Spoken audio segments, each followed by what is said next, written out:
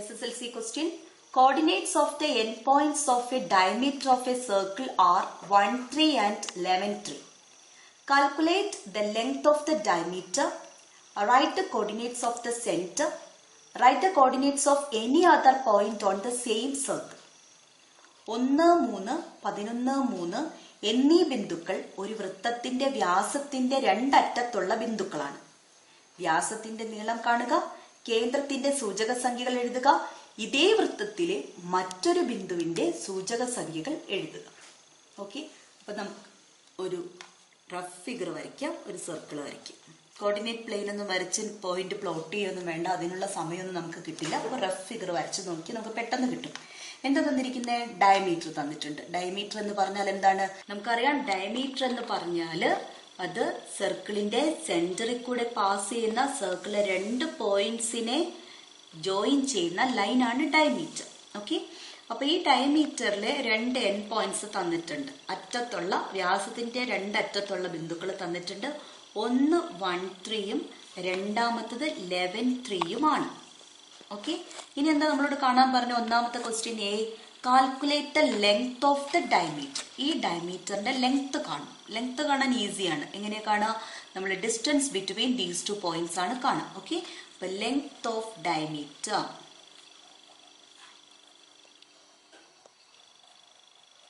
അപ്പൊ ലെങ്ത് കാണുമ്പോൾ distance formula use ചെയ്യും. നമ്മൾ ആദ്യം ചെക്ക് ചെയ്യുക എന്താ, എക്സ് കോർഡിനേറ്റ്സ് സെയിം ആണോ നോക്കും. അല്ല, വൈ കോർഡിനേറ്റ്സ് സെയിം ആണോ? ആണ്. അല്ലെ, ഇവിടെ വൈ കോർഡിനേറ്റ്സ് സെയിം ആണ്. അങ്ങനെയാകുമ്പോൾ ലെങ്ത് എന്താണ്?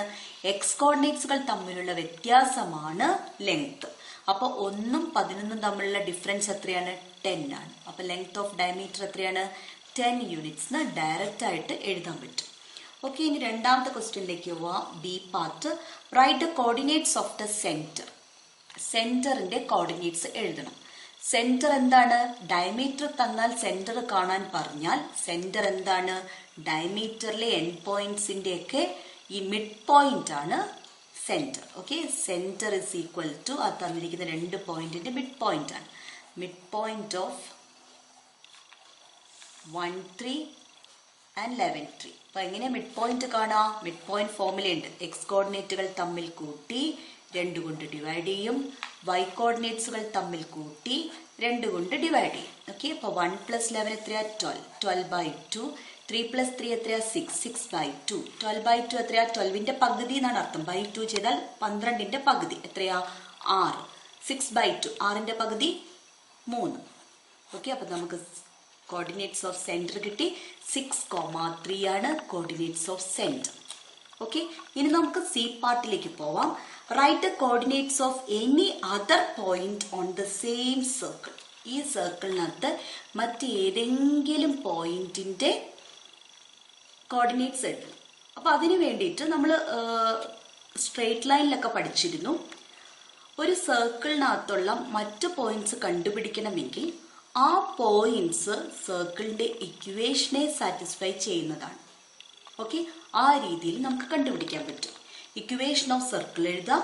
ഇക്വേഷൻ ഓഫ് സർക്കിൾ എഴുതിയിട്ട് എക്സിന് ഒരു വാല്യൂ ഇട്ട് കൊടുക്കാം. അപ്പോൾ വൈക്ക് കിട്ടുന്ന വാല്യൂ എന്താന്ന് നോക്കാം. അപ്പൊ എക്സ് കോമ വൈ, എക്സിന്റെ വാല്യൂ എഴുതാം, കോമ വൈയുടെ വാല്യൂ എഴുതുമ്പോൾ നമുക്കൊരു പോയിന്റ് കിട്ടും. സാധാരണഗതിയിൽ നമുക്കത് ചെയ്യാം. എന്നാൽ ഈ ക്വസ്റ്റ്യനിൽ ഒരു പ്രത്യേകതയുണ്ട്. എപ്പോഴും അങ്ങനെ ക്വസ്റ്റ്യൻ ABC പാർട്ട് തരുമ്പോൾ ശ്രദ്ധിച്ചോളാം. ഈ ക്വസ്റ്റ്യന്റെ പ്രത്യേകത എന്താണ്? ഡയമീറ്റർ.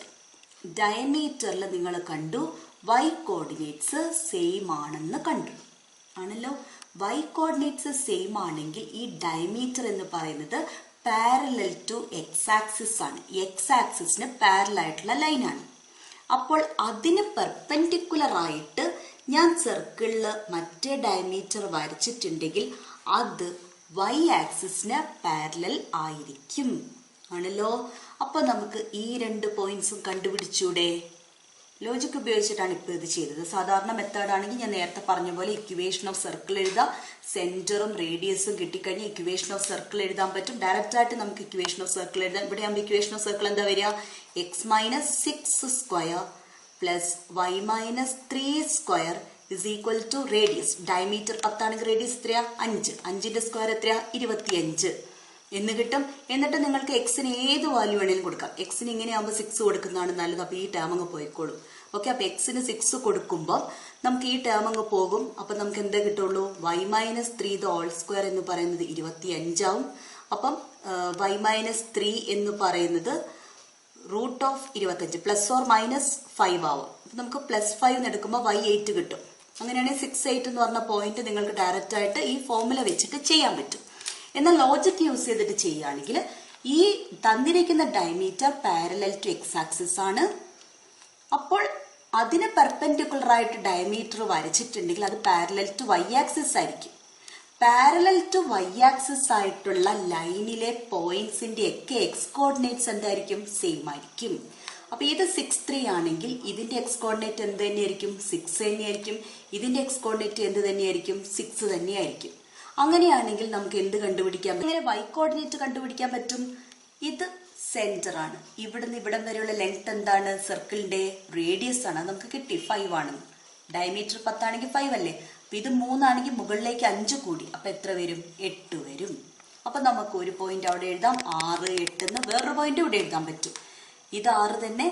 ഈ 3ൽ നിന്ന് താഴേക്കാണ് പോകുന്നത്. താഴേക്ക് പോകുമ്പോൾ 5 എന്ത് ചെയ്യണം? കുറയ്ക്കണം. അപ്പൊ 3ന്ന് 5 കുറച്ച് എത്രയാ വരിക? -2 എന്ന് പറഞ്ഞ് 6, -2 എന്ന് നമുക്ക് എഴുതാം.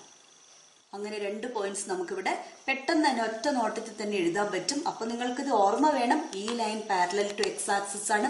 അതിന് പെർപെൻഡിക്കുലർ ആയിട്ട് ലൈൻ വരച്ചാൽ പാരലൽ ടു വൈ ആക്സിസ് ആയിരിക്കും. അപ്പോൾ അതിന്റെ എക്സ് കോർഡിനേറ്റ്സ് ഒക്കെ സെയിം ആയിരിക്കും. പിന്നെ റേഡിയസ് കൂട്ടുമ്പോൾ വൈ കോർഡിനേറ്റ് കിട്ടും എന്നുള്ള കാര്യം നിങ്ങൾക്ക് ഓർമ്മയിൽ ഉണ്ടായിരിക്കണം. അപ്പൊ അങ്ങനെയൊന്നും ചിന്തിക്കാൻ പറ്റാത്ത കുട്ടികൾ എപ്പോഴും ഒരു പോയിന്റ്, ഒരു സർക്കിളിനകത്ത് ഒരു പോയിന്റ് കാണാൻ പറഞ്ഞ അപ്പൊ ആദ്യം എന്ത് എഴുതിക്കൊള്ളാം? സർക്കിളിന്റെ ഇക്വേഷൻ എഴുതുക, എക്സിന് എന്തെങ്കിലും വാല്യൂ ഇട്ട് കൊടുക്കുക, അപ്പൊ വൈക്ക് കറസ്പോണ്ടിങ് ആയിട്ടുള്ള വാല്യൂ കിട്ടും. ഈ പോയിന്റ് തന്നെ കിട്ടാനാണ് നമ്മൾ 6 എഴുതിയത്. ഓക്കെ, അപ്പൊ ഇത് വേറെ ഏത് പോയിന്റ് വേണമെങ്കിലും നിങ്ങൾക്ക് എക്സിന് ഏത് വാല്യൂ വേണമെങ്കിലും ഇട്ട് കൊടുക്കാം. കറസ്പോണ്ടിങ് ആയിട്ട് വൈക്ക് വാല്യൂ കിട്ടും, അത് എഴുതി വെക്കുക. ഓക്കെ.